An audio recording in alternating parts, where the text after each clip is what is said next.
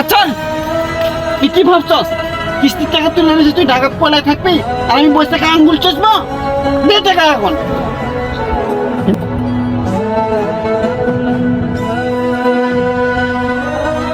ভাই ভাই একটু দাঁড়ান ভাই। দেখেন তো একে কি চেনেন নাকি? ওই দেখি দেখি দেখি দেখেন তো। এটা তো আমার বন্ধু, কিছুদিন ধরে এর সাথে পরিচিত, ভালো ছেলে তো। ছেলে তো ভালোই। হ্যাঁ আপনি কি এর কাছে আমাকে নিয়ে যেতে পারবেন? হ্যাঁ অবশ্যই নিয়ে যেতে পারবো, কিন্তু আপনি কে? ভাই আমি তো গ্রাম থেকে আসছি না, আর আমি বড় ভাই হই। গ্রামে একটু পারিবারিক সমস্যার কারণে একটু ক্যাচার হয়েছিল, রাগ করে চলে যাচ্ছে ছেলেটা। এখন খুঁজে পাচ্ছি না, শুনলাম যে ঢাকা শহরে কোনো ইট ভাটার নাকি কাজ করতেছে। অনেক খোঁজাখুঁজির পর আপনি তো চিনতে পারলেন, যাক ভাই আমার উপকার হলো, একটু আমাকে নিয়ে যেতে পারবেন? হ্যাঁ পারবো, আসেন। এ রুবেল ভাই আপনি? কেন আমাকে দেখে খুশি হসনি? হ্যাঁ ভাই খুশি হয়েছি, আপনি একটু সাইডে আসেন। আচ্ছা তুই কি ভাবছস কিস্তির টাকা তুলে এনেছিস তুই ঢাকা পলায় থাকবি আর আমি বসে থেকে আঙ্গুল চষবো দে টাকা এখন। কে রে কিস্তি নিয়েছে তুই পলাছু? কিস্তি কি তুই টাকা নিছো না কোম্পানির টাকা দিছি? বাড়ি থেকে পালিয়ে যাচ্ছিস, কেউ নাই বাড়িতে? কতদিন যায় বাড়ি থেকে তোর ঘুরে যাচ্ছি জানিস?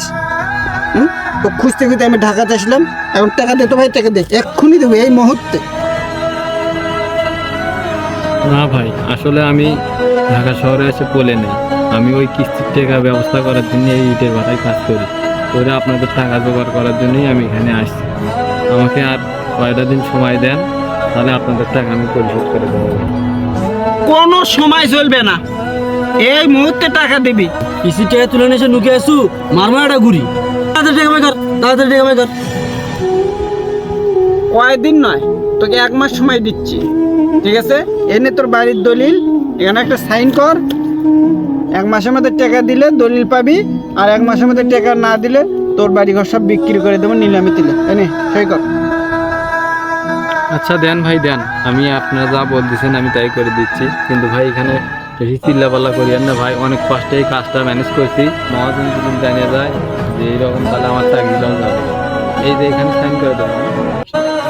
ঠিক আছে 1 মাসের মধ্যে যেন টাকা পাই, নাহলে বাড়ি ঘর কিন্তু নিলামে উঠে ওসমান কিনে নিবি, কথা হয়ে গেছে।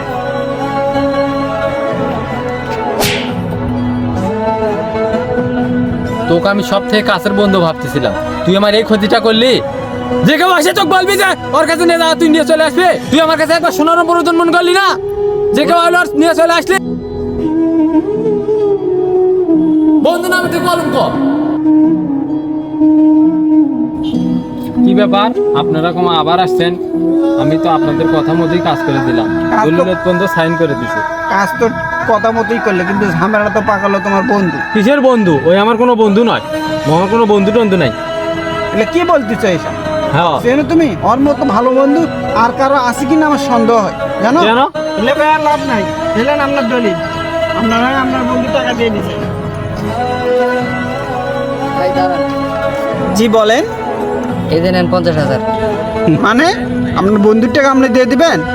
এত কথা না কয়া যা দলিলটা বুঝে দিয়ে আসেন। এই আমি আমার বন্দুক না বুঝে এই হাত দে, এই হাত দে।